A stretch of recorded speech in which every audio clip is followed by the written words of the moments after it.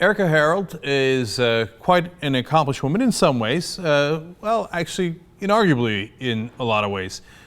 She's the winner of Miss America in 2003, and you might think, okay, well, so she was pretty. Okay, I hear you on that. She also happened to go to Harvard Law School.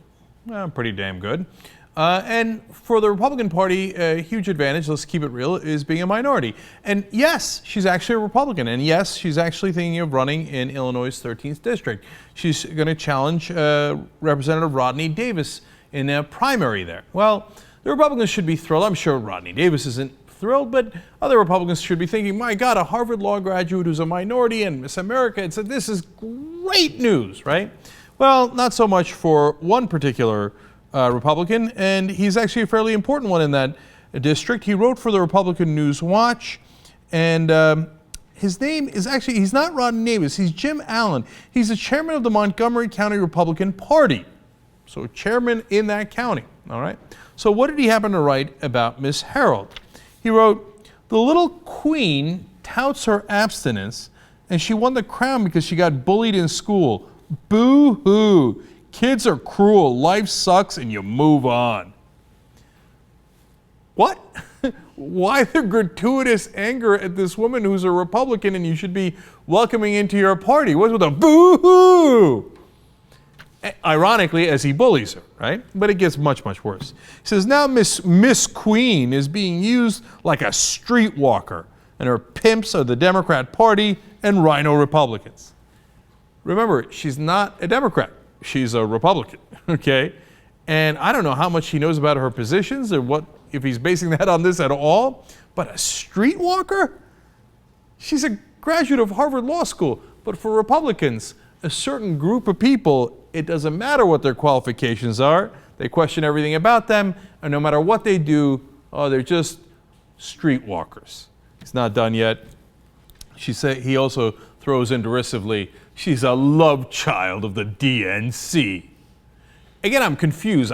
She's a Republican. Why would she be a love child of the DNC? And who is she a love child with? He just hates her. He doesn't like her because he's Mr. Intolerance. All right. So, look, you combine all those things, streetwalker, love child, Miss Queen. There is, other than being gratuitously insulting and a weird line of attack, seems to have an undertone of race in there. If you weren't clear that he was going for a racial angle here, he also says, well, you know, soon she'll lose and she'll be working for some law firm that needs to meet their quota for minority hires. Or perhaps a law firm that would like to hire a graduate of Harvard Law School. Okay, that's the problem with the Republican Party. Now, he doesn't represent everybody in the party, and of course, a lot of people are like, what have you done? Why did you say that? We've got like 3 black Republicans in the whole country, and the other 2 are idiots. What are you doing chasing this woman away? But the reality is it's the same in the immigration bill that we talk about. It's in their DNA. They can't help themselves. They should be welcoming. This should be a perfect candidate for them. But he can't help it. He doesn't like those people. Why don't she get a job somewhere else? Yeah, affirmative action, streetwalker, too.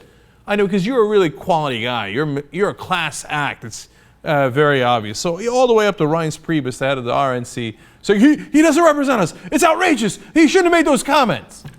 They get so nervous when someone actually reveals what a lot of them think.